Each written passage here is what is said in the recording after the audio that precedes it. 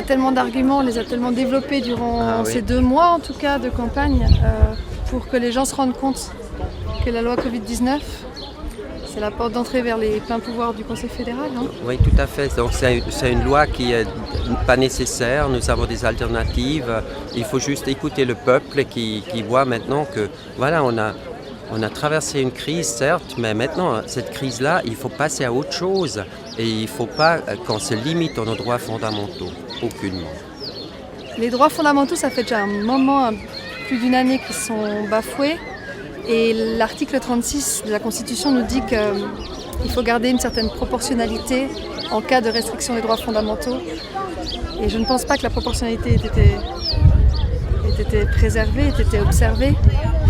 Et ce qui est une des choses les plus graves pour moi, je l'ai dit tout à l'heure, c'est que le texte sur lequel les citoyens suisses vont voter demain n'est pas celui qui sera adopté si la loi passe. C'est-à-dire qu'il y a eu des ajouts le 18 décembre et le 19 mars, notamment sur le certificat sanitaire, sur le traçage, l'isolement, la quarantaine systématique, sur les préférences données aux vaccinés et sur les subventions aux médias radio et télévision. Et ça, les gens qui ne s'informent pas et qui reçoivent simplement le livret de vote ne le savent pas. Et le Suisse n'aime pas être dupé. Il veut voter en connaissance de cause. Et ça, il était empêché de le savoir. Parce qu'on n'est pas tous des juristes, on n'est pas tous des illuminés et on n'a pas tous le temps de chercher sur Internet les 2 versions. Déjà, il faut savoir qu'il y en a une du 1er avril. Et ça, c'est inadmissible. C'est aussi pour ça qu'il y a maintenant une plainte qui a été déposée au tribunal fédéral. Il a reçu ce jeudi-là. Il aurait pu statuer le vendredi 11. Et puis donc, il n'a pas fait. Ça veut dire, voilà, c'est encore devant nous. Qu'est-ce que va dire le tribunal fédéral par rapport à la validation du vote ? Voilà, je me dis, ça dysfonctionne, quoi. Notre pays va mal aussi par rapport à ses institutions. Et d'ailleurs, vous savez aussi que la version du 1er juillet est déjà sur le site depuis plusieurs mois, alors que la loi n'a pas été votée. Il y a aussi des APG qui s'arrêteront le 30 juin. Il y a des modifications qui ne sont pas communiquées, les allocations pour perte de gain. Ouais. Et donc, il y a aussi l'article 1A qui a été rajouté le 19 mars, qui donne effectivement des pleins pouvoirs au Conseil fédéral. Et ça, il y en a même des conseillers nationaux qui ne sont pas conscients de ce changement, de cette modification, même s'ils ont dit oui. Et là, j'ai quand même des doutes quant à la fiabilité du Parlement. Alors ça, c'est la loi Covid-19, mais il y a aussi la loi dite antiterroriste. Hein, tout à fait, la MPT, oui. Qui permet à la FEDPOL de décider qui est un terroriste sous simple soupçon d'influencer ou de modifier l'ordre étatique. Alors tu vois à quel point c'est flou.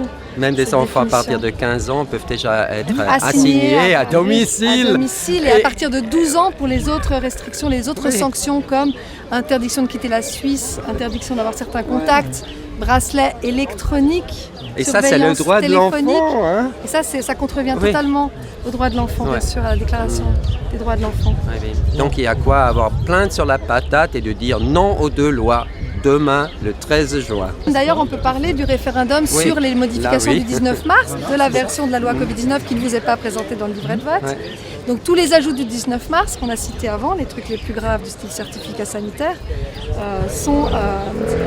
peuvent être retirés avec ce référendum si on est amené à voter dessus. Donc il faut encore récolter combien de signatures, tu penses ? Encore 48 000, oui. Ah, encore 48 000 signatures avant le 8 juillet. Donc il y a encore un petit peu de travail avant le 8 juillet. Mais comme la force de frappe est maintenant telle... Avec les amis de la Constitution. Ah oui. Et puis nos amis partout en Suisse, les autres regroupements. Et puis c'est quand même le comité référendaire, le Netzwerk Impfpflicht qui a lancé ça, donc ils ont déjà un petit peu d'expérience.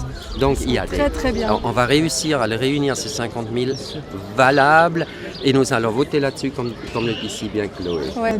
Les amis de la loi, en fait, les amis des textes fondateurs qui ne sont pas toujours respectés. Hein. Et les amis du bon sens. Et les amis du bon sens et de l'intelligence. Et des citoyens responsables et indépendants.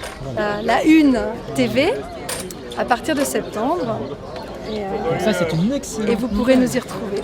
Oui, étant donné que les médias sont de plus en plus à la botte du Parlement et du gouvernement, donc effectivement, il faut maintenant se rabattre sur des alternatives. Ça.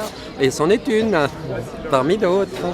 Et oui, Ouais. ce sera une télévision un petit peu comme BFM, mais en fait pas du tout pareil, puisqu'on aura des personnes intègres, des journalistes BFM, c'est honnêtes, pour le business, nous, ça qui sera l'humain. ne seront pas mus par des intérêts d'argent ou des intérêts privés, et voilà, qui seront intéressés par la vérité.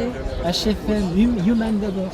Human d'abord. Ouais, ouais, par le c'est ça. débat, par le débat et l'échange démocratique, parce que c'est Ouais. ça qui rend notre démocratie si belle. Et je peux être d'avis différent avec toi, mais je sacrifierai ma vie pour que tu puisses exprimer Exprimer ta pensée. ton opinion et ta pensée. C'est bon, c'est belle parole.